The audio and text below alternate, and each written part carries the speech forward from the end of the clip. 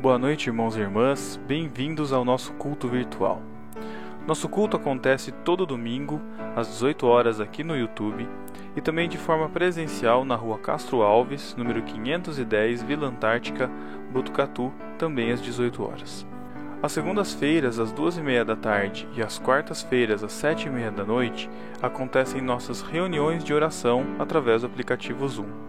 Aos domingos de manhã temos nossa escola bíblica, às 9h30 da manhã, também pelo aplicativo Zoom, e a escola bíblica infantil acontece aqui no YouTube também às 9h30. Se você deseja contribuir com seus dízimos e ofertas, pode fazê-lo através de transferência ou Pix, pelos dados que estão na tela e na descrição do vídeo. Inscreva-se em nosso canal, curta nossos vídeos e compartilhe o culto com outras pessoas. E vamos então prestar culto ao nosso Deus.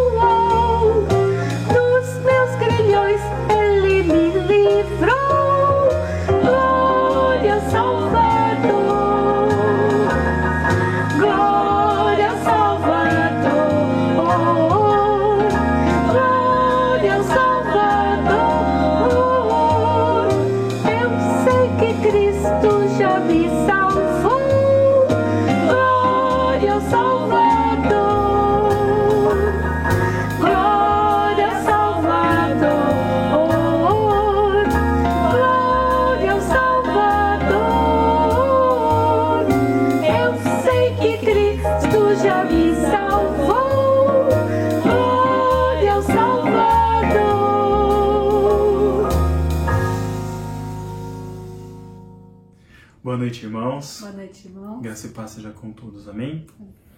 Mesmo em meio a tantas tribulações, mesmo em meio a tantas subidas de casos, dessa doença terrível que temos vivido, nós podemos dizer que, confirmar aquilo que a palavra nos diz, que nada vai nos separar do amor de Deus, seja tribulação, fome, angústia, doença, morte ou vida, nem pandemia pode nos separar do amor de Deus. Nós podemos, então, louvar e agradecer o nome do Senhor, seja nós aqui em casa, vocês aí na igreja, ou em qualquer lugar que você esteja assistindo, mas possamos estar louvando o nome do Senhor como povo de Deus escolhido, como nação eleita santa, sacerdócio real, nação santa, povo escolhido do Senhor, para louvar e agradecer o nome do Senhor juntos. Amém?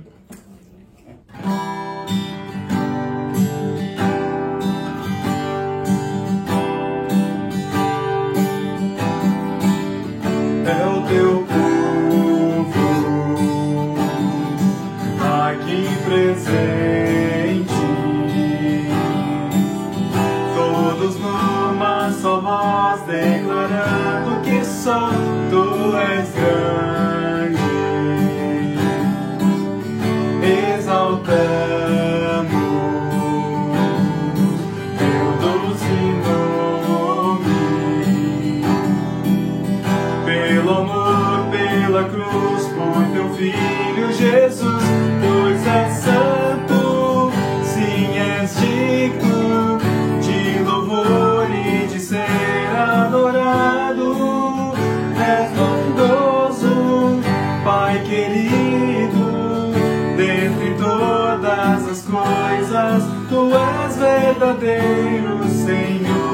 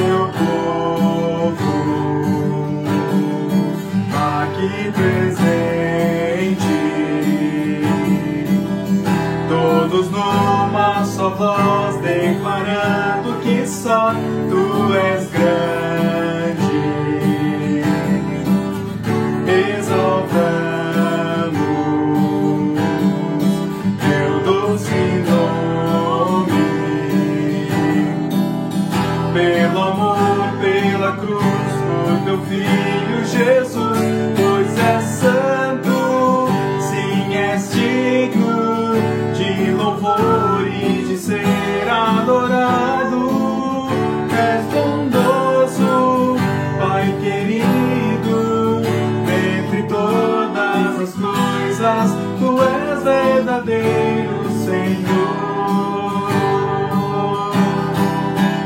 Pois és santo, sim, és digno de louvor e de ser adorado. És bondoso, Pai querido, dentre todas as coisas, Tu és verdadeiro, Senhor.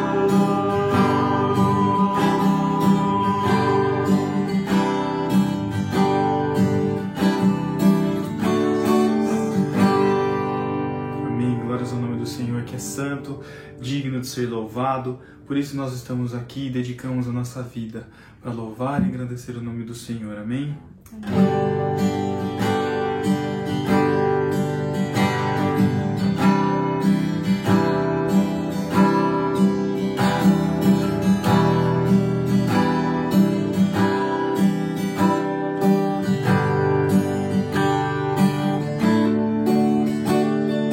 Grande é o Senhor, Deus poderoso. Grande é o Senhor, Rei majestoso. Deus libertador e consolador. Grande é o Senhor. Grande é o Senhor, Deus poderoso. Grande é o Senhor, Rei majestoso. Deus libertador e consolador. Grande é o Senhor. Nós viemos louvar-te, teu nome exaltar, a vida inteira outra vez entregar tudo que temos e somos a ti, a ti.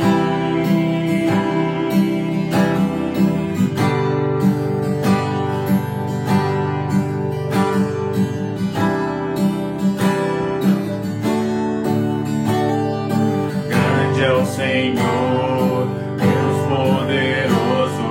Grande é o Senhor, Rei majestoso. Deus libertador e consolador. Grande é o Senhor.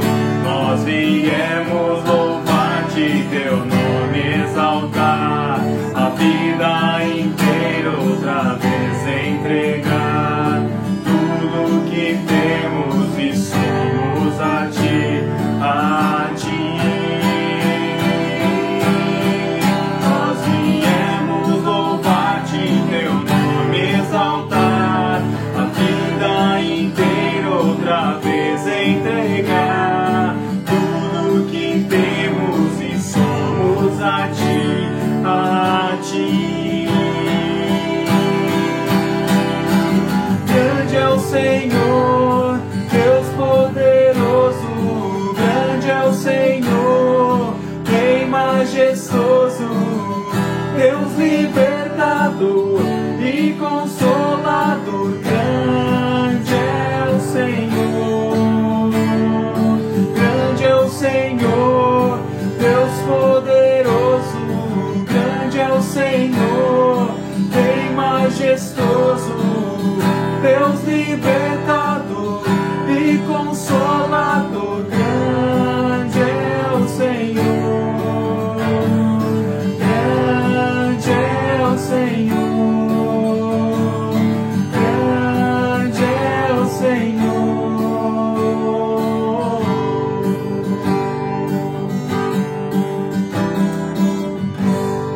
Amém. Grande é o seu nome, Senhor. O Senhor é digno de ser louvado, o Senhor é digno de todo o nosso louvor e a nossa adoração. Por isso nós estamos aqui reunidos, Senhor. E pedimos que o Senhor nos ajude a, enquanto louvamos ao nome do Senhor, cada dia render o nosso coração e entregar o nosso coração a Ti, Senhor Deus.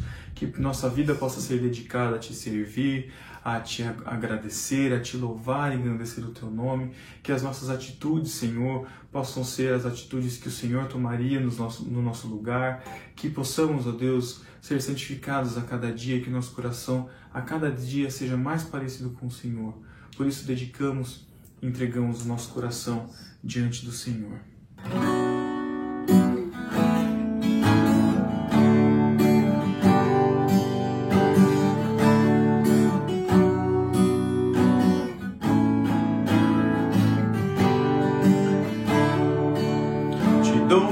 coração e tudo que há em mim. Entrego meu viver por amor a ti, meu Rei. Meus sonhos rendo a ti e meus direitos dou. Orgulho vou trocar pela vida do Senhor. E eu entrego tudo a ti, tudo a ti. E eu entrego tudo a ti, tudo a ti. Te dou meu coração e tudo que há em mim. Entrego meu viver por amor a ti, meu Rei. Meus sonhos rendo a ti e meus direitos dou. Orgulho vou trocar pela vida do Senhor.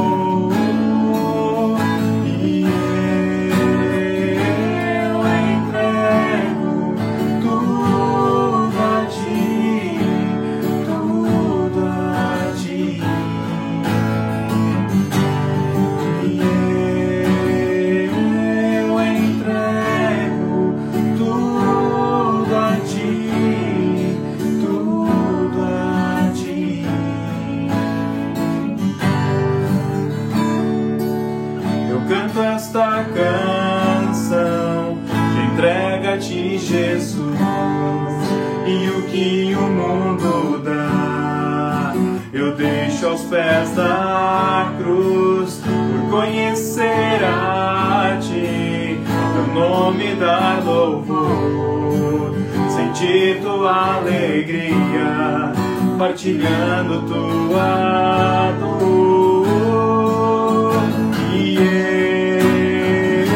eu entrego tudo a ti, tudo a ti. E eu entrego tudo a ti, tudo a ti. E eu entrego tudo a ti, tudo a ti. E eu entrego tudo a ti, tudo a ti.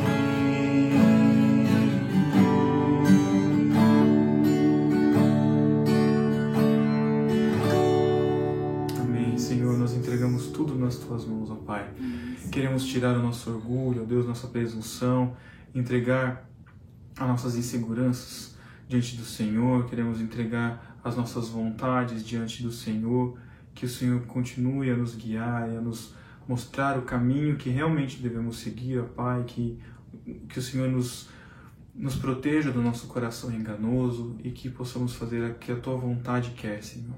Te louvamos e engrandecemos o Teu nome, Senhor, e agradecemos porque o Senhor nos dá salvação e é motivo mais que suficiente de estarmos aqui reunidos.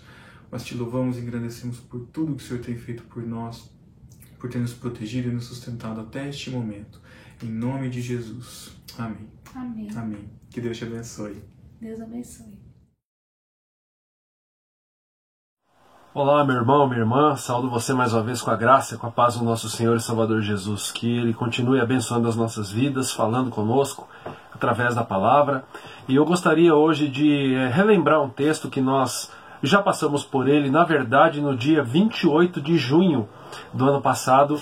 A pregação foi baseada no texto de Êxodo, livro do Êxodo, capítulo 14, os primeiros 14 versículos. É muito interessante a gente mencionar isso, por quê? Porque praticamente há um ano atrás nós estávamos pensando neste texto onde Israel aqui o povo do Senhor é perseguido, e um ano depois parece que nós ainda precisamos lembrar disso, né? Nós precisamos ainda perceber a boa mão do Senhor nas nossas vidas.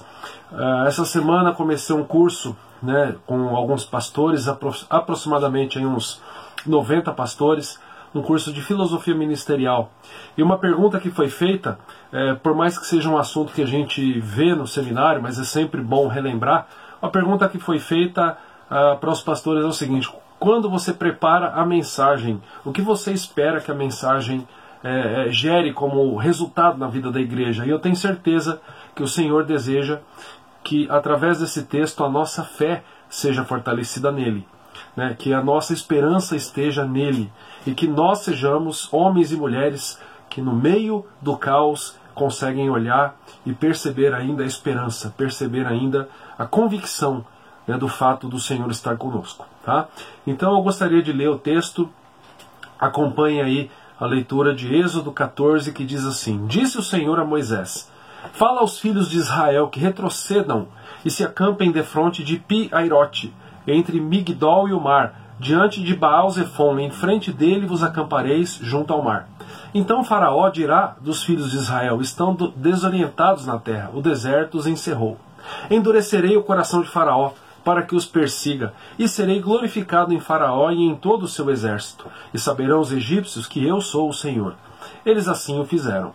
Sendo, pois, anunciado ao rei do Egito que o povo fugia, mudou-se o coração de Faraó e dos seus oficiais contra o povo, e disseram: Que é isto que fizemos, permitindo que Israel nos deixasse de servir?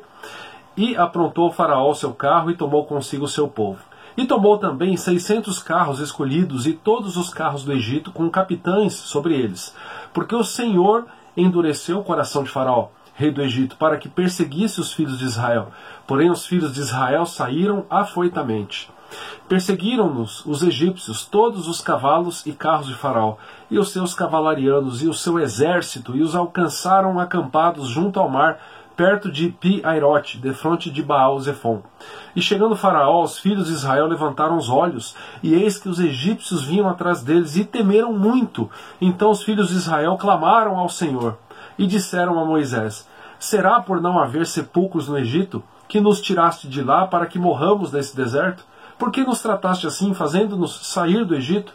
Não é isso que te dissemos no Egito? Deixa-nos para que sirvamos os egípcios, pois melhor nos fora servir aos egípcios do que morrermos no deserto. Moisés, porém, respondeu ao povo: Não temais, aquietai-vos, e vede o livramento do Senhor que hoje vos fará. Porque os egípcios que hoje vedes, nunca mais os tornareis a ver. O Senhor pelejará por vós, e vós vos calareis. É muito interessante a gente perceber essa passagem, como que o ser humano se acostuma, né, com a situação que ele está vivendo, como ele se acomoda muitas vezes, e nos parece aqui no final do texto lido que Israel, o povo de Deus, estava acomodado no Egito, né? Mas a gente precisa lembrar de qual era a situação deles. E eu gostaria de lembrar algumas informações aqui, em primeiro lugar, para a gente se situar melhor sobre o livro do Êxodo. Qual que é o propósito desse livro? O propósito era de, através da sua mensagem, o leitor confirmar ali a autoridade divina dada a Moisés, e também da aliança da lei, e apresentar também ao povo do Senhor as regras de como o Senhor deveria ser adorado. Adorar a Deus não é algo que a gente faz, né, conforme a nossa própria vontade. Tem muita gente fazendo isso hoje, cuidado, né? A gente precisa olhar para a palavra, porque na palavra é que o Senhor nos mostra como Ele deve ser adorado, como Ele apresenta, quais as diretrizes, quais as normas para isso. O que Êxodo nos ensina também? Tem algumas ênfases aqui bem interessantes. Uma delas diz que o Senhor deu autoridade a Moisés como líder de Israel, com um propósito. Para quê? Para trazer a bênção da libertação do Egito. Perceba só, né, as ênfases, né, que as lições de Êxodo trazem. Para que Deus levanta Moisés como autoridade? Com um desejo, com um propósito, né, de que Israel recebesse as bênçãos, né, a bênção maior ali de ser liberto do Egito. As leis da aliança dadas por meio de Moisés também tinham um propósito. Elas foram divinamente autorizadas para levar bênçãos ao povo de Deus. A lei da aliança A palavra que nós temos hoje também tem esse propósito para as nossas vidas, trazer a nós bênçãos do Senhor. O Senhor quer nos abençoar, mas para isso a gente precisa olhar para a palavra para ver o que o Senhor espera das nossas vidas. E também essas regulamentações que Moisés recebe para adoração mostravam como o povo de Deus deveria adorar ali no ambiente do Antigo Testamento, no tabernáculo. O que era o tabernáculo? Era um santuário portátil, onde os hebreus eles guardavam e transportavam ali a Arca da Aliança e demais objetos sagrados. No Templo de Jerusalém, o lugar mais sagrado, o lugar ao qual somente os sacerdotes tinham acesso ali, e onde esta Arca da Aliança ficava. Tudo isso, todas essas regulamentações de como os sacerdotes deviam tratar ali o tabernáculo, foram divinamente também ordenadas para quê? Para trazer ao povo do Senhor as bênçãos de Deus. Em resumo, a gente pode dizer que o que o Êxodo nos apresenta é a libertação do povo de Deus do jugo egípcio, a sua constituição também como povo por meio da aliança e instruções para a construção deste tabernáculo, desse santuário portátil, um lugar ali que representava a presença de Deus no Antigo Testamento. E no nosso texto, para a gente entender agora o capítulo 14, aqui no capítulo 14, o contexto direto, a gente pode afirmar que é a presença orientadora e provedora de Deus no meio do caos, no meio de uma situação muito difícil. Então Deus está ali orientando e provendo ao seu povo. A jornada, ali no sentido do texto em Êxodo 14, a direção do povo rumo ao Sinai. E no início do livro aqui, se a gente pegar do capítulo 1 até o capítulo 13, o texto ele vai se concentrar então nessa presença poderosa, nessa presença salvadora de Deus.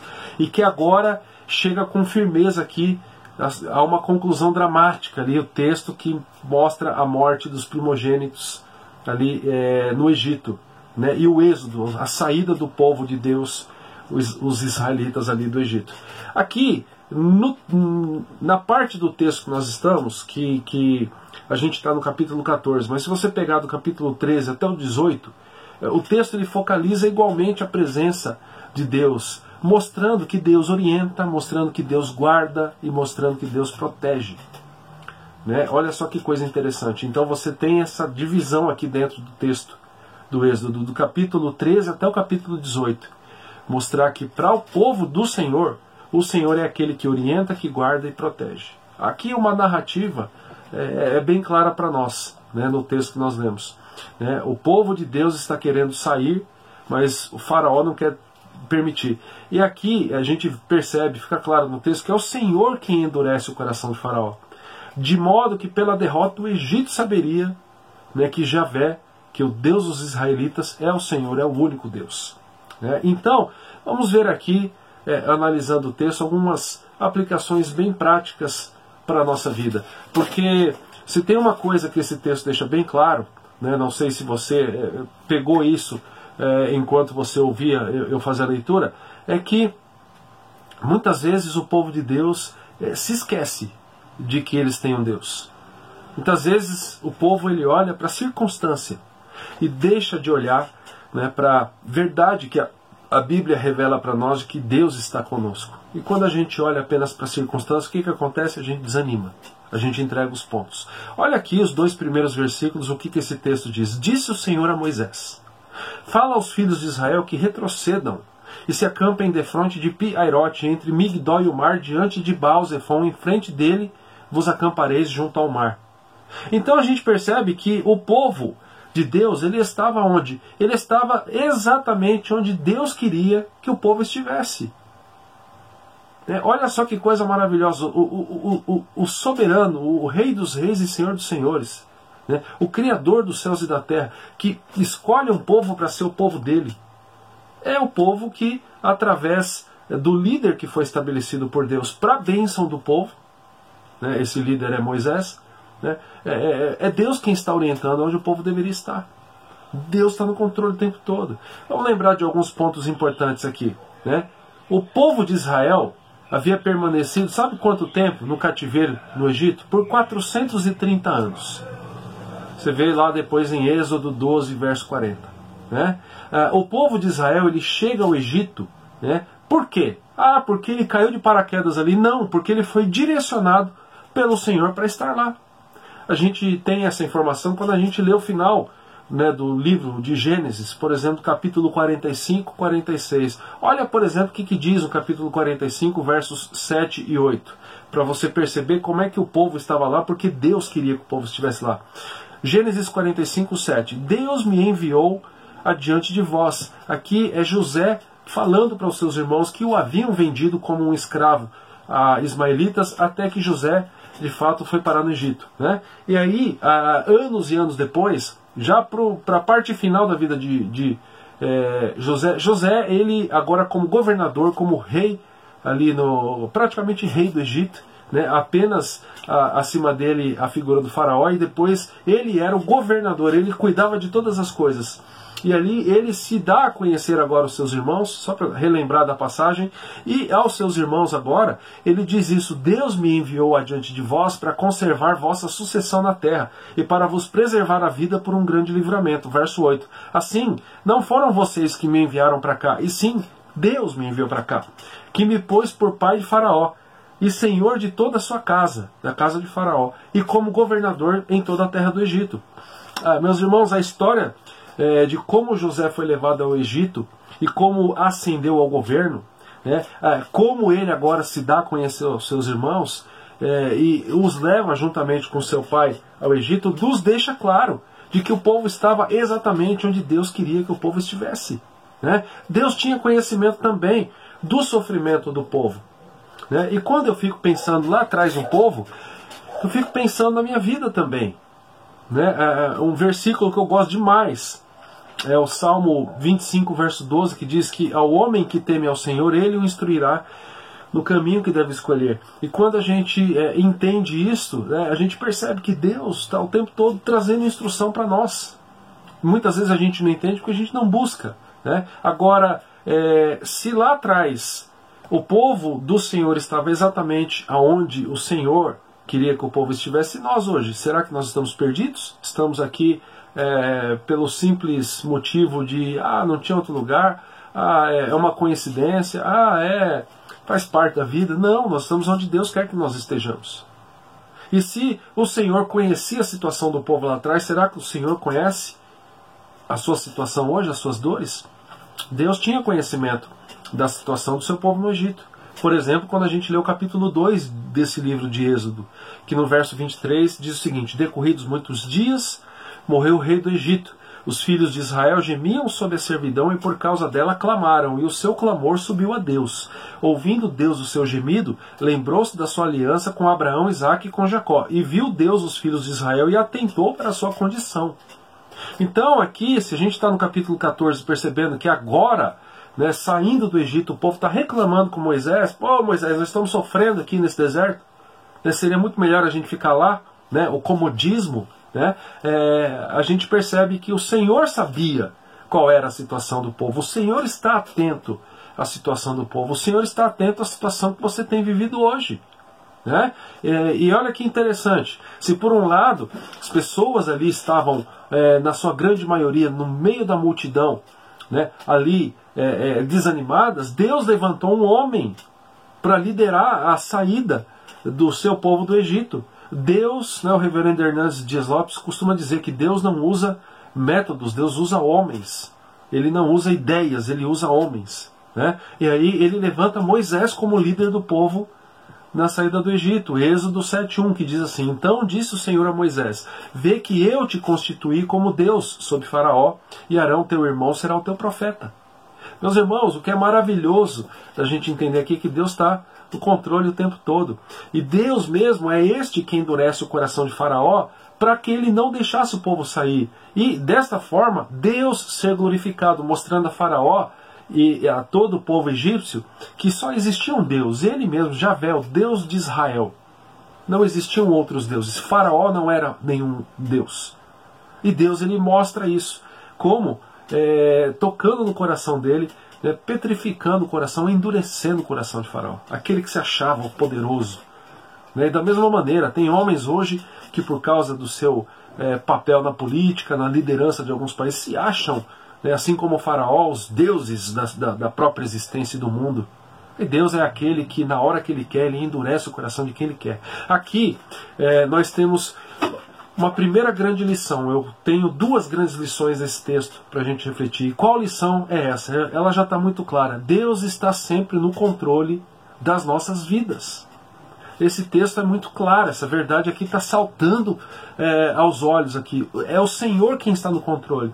É o Senhor quem conhece a nossa realidade, meus irmãos. Ele sabe exatamente como nós estamos vivendo. Ele tem poder sobre as circunstâncias todas. Né? E também sobre essa crise da Covid. Eu falei isso há um ano atrás. Né? E o Senhor também conhece, além de conhecer a nossa realidade, conhece as nossas necessidades. Lembre daquilo que Paulo vai dizer no Novo Testamento em Filipenses 4,19: e o meu Deus, segundo a sua riqueza em glória, há de suprir em Cristo Jesus cada uma das vossas necessidades. Então, essa primeira grande lição, gostaria que você meditasse nela. Né?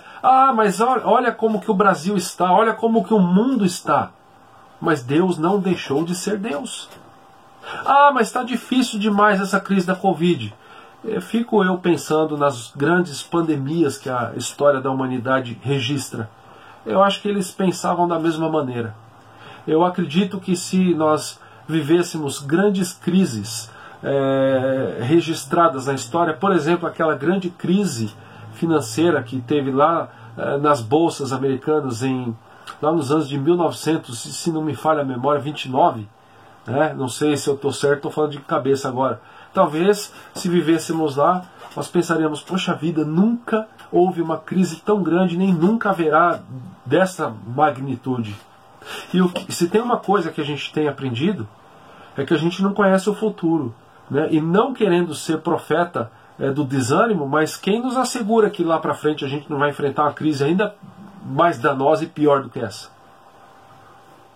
Não é verdade? Agora, por que a gente não deve temer lá pelo futuro? Porque o Senhor estará lá também. O Senhor está conosco aqui. O Senhor está no controle das nossas vidas. A gente precisa entender isso. Né? O povo aqui, né, estava todo reclamando diante de Moisés. Desanimado, cansado. O povo aqui, se por um lado ele estava sob o forte jugo, eles estavam ali, de fato, vivendo como escravos.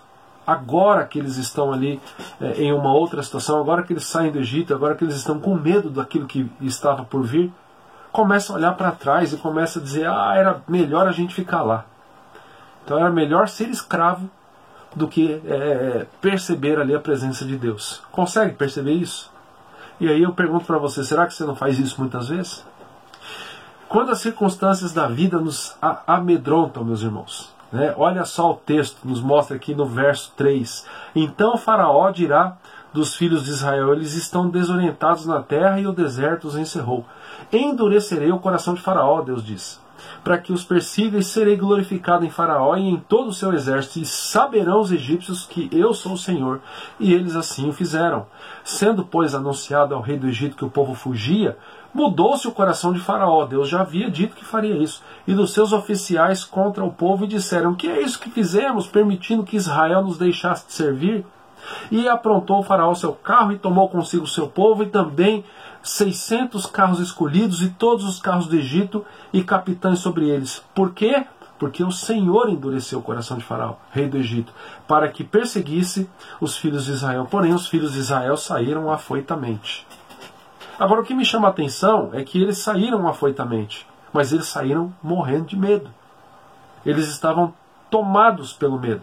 Eles não conseguiam entender, né?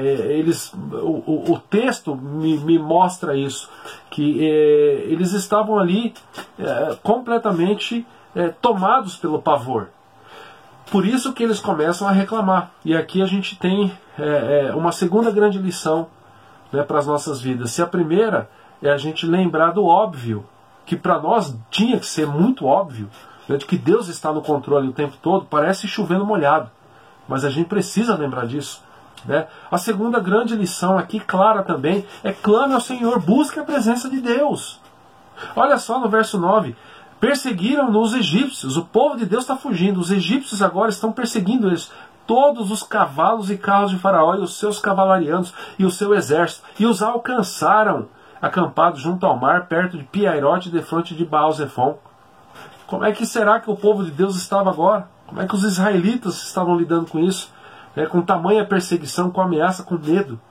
Olha lá o que o texto diz no verso 10. E chegando Faraó, os filhos de Israel levantaram os olhos, e eis que os egípcios vinham atrás deles, e temeram muito. Mas o texto ainda diz: então os filhos de Israel clamaram ao Senhor. O que fazer em momentos de crise, de medo e de desesperança? Clamar ao Senhor. Agora, vamos deixar esses quase 3.000 anos de história lá para trás e vamos voltar hoje para 2021. Sabe o que tem acontecido com muita gente?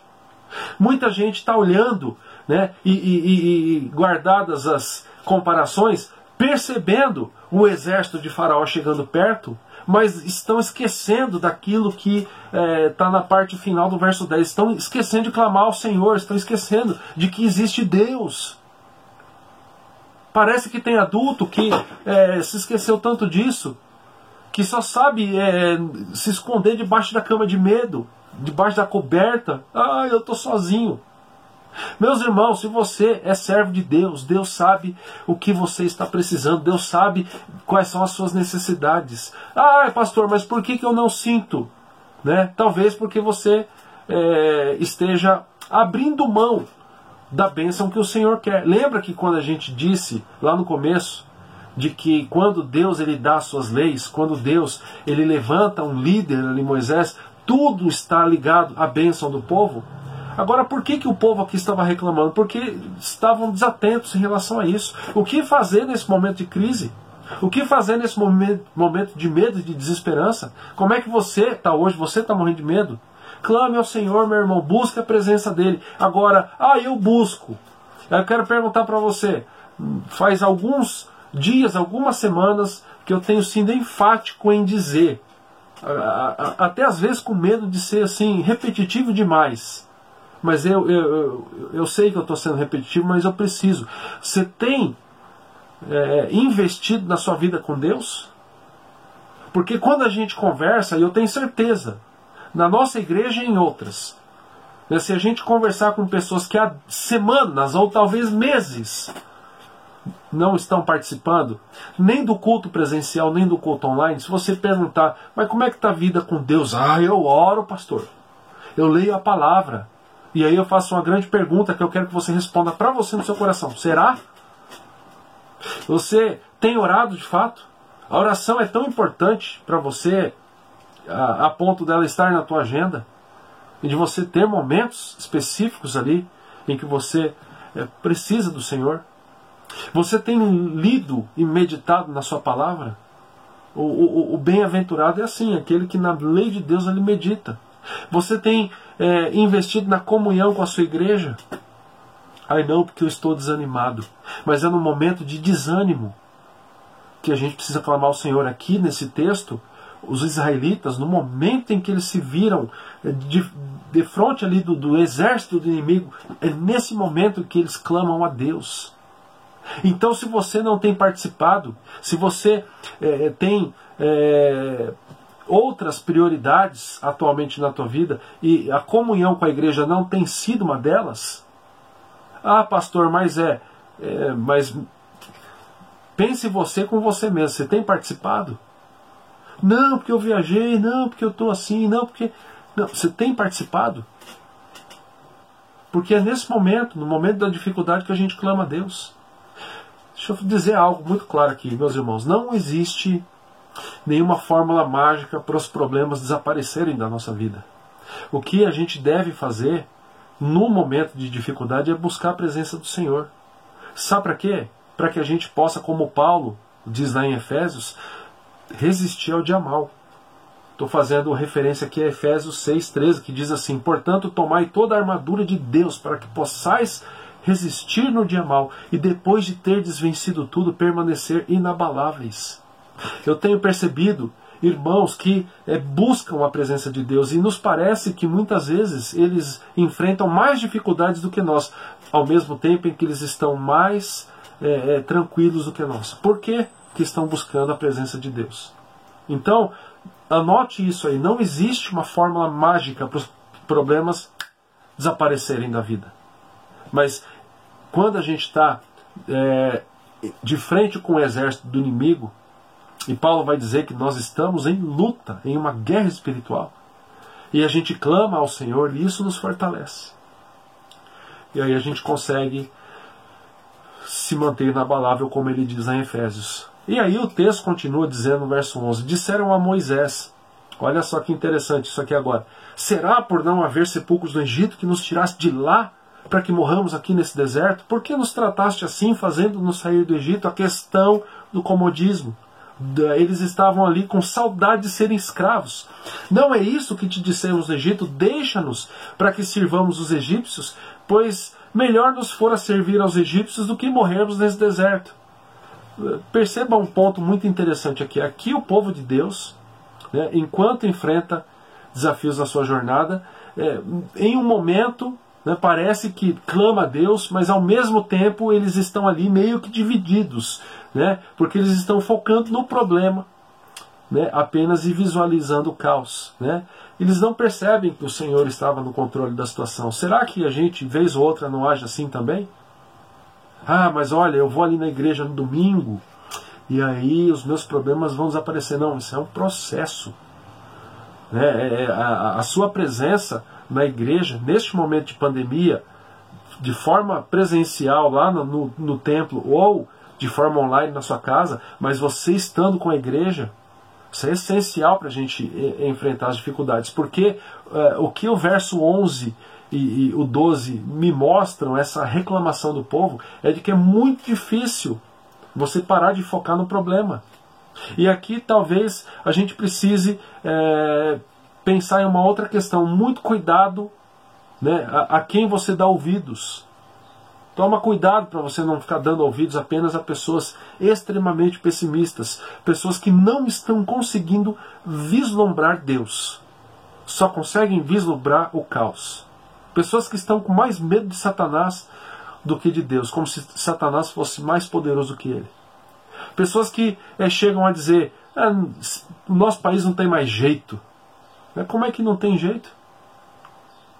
Será que Deus não pode mudar as coisas? E esse texto nos mostra que o homem levantado por Deus, como a gente disse no início, para a bênção do povo, agora responde a essa queixa, quando no verso 13, Moisés, porém, respondeu ao povo, não temais, aquietai-vos, e vede o livramento que o Senhor hoje vos fará, porque os egípcios que hoje vedes, nunca mais os tornareis a ver. O Senhor pelejará por vós e vós vos calareis. E quando a gente continua a olhar na nossa Bíblia, ainda no capítulo 14, você vai ter os egípcios passando no meio, os hebreus ali, os israelitas passando pelo meio do mar e depois os egípcios sendo mortos no mar. O Senhor pelejará por vós e vós os calareis. Esses aí que estão seguindo, vocês nunca mais os tornarão a ver. E aí eu caminho para o final. Eu quero dizer o seguinte para você. Essa paz que a gente procura, que a gente anseia por ter na vida, essa paz que significa serenidade mesmo em meios tão difíceis, mesmo em dias de pandemia, essa paz está no Senhor. E somente buscando incessantemente a sua presença e vivendo em intimidade com Ele, é que nós alcançaremos essa paz. Então, meus irmãos, muito cuidado com quem vocês estão ouvindo, muito cuidado com as opiniões que vocês escutam. Tem gente aí que parece que é profeta do desânimo. Tem gente aí que parece mostrar que nem Deus salva mais essa nação, que nem Deus pode consertar mais o mundo. E me parece aqui que grande parte dos israelitas, dos hebreus, do povo de Deus, estava reclamando e agindo assim diante de Moisés. E aí o homem que foi chamado ali para abençoar aquele povo, o homem ao qual Deus diz, você será Deus para eles, você será Deus no meio deles ali, o homem para o qual o Senhor diz, este teu povo, Moisés. A gente lê os livros de Moisés, você vê que algumas vezes Deus dizia assim, que Israel era o povo de Moisés. Esse teu povo vai perceber que eu estou ali. E esse teu povo recebeu você, Moisés, para que você traga essa palavra. Não temais, aquietai-vos e vede o livramento do Senhor que hoje Ele vos fará. Quando eu olho para a minha vida, eu tenho visto esse livramento todo dia. tenho vivido aquilo que a palavra do Senhor diz, as suas misericórdias não têm fim, renovam-se toda manhã. Você já percebeu que é assim que acontece na tua vida? Então, meus irmãos, lembre dessas lições. O Senhor está no controle da situação. Não se esqueça disso. Clame ao Senhor, clame mais, busque mais a presença dEle por socorro e aquiete o seu coração, porque Ele, né, te dará o livramento. Amém? Vamos orar? Obrigado, Pai, porque o Senhor fala conosco, nos tranquiliza, e que essa palavra sirva para que a nossa paz seja restaurada e que ela seja, Pai, fortalecida nesta vida, nesta intimidade com o Senhor. Tenha misericórdia de nós e não permita, Pai, com que nós possamos ouvir apenas a pessoas que são completamente pessimistas, mas que a gente possa saber que o Senhor renova todas as coisas, que o Senhor é poderoso para mudar até aquilo que nós achamos que não tem mais jeito.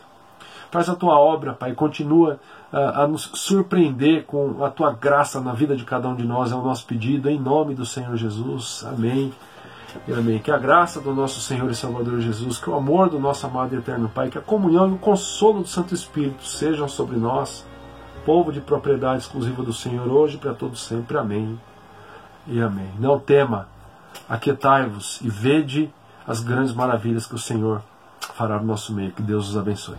E pela mão vais me guiar, quando no vale eu passar.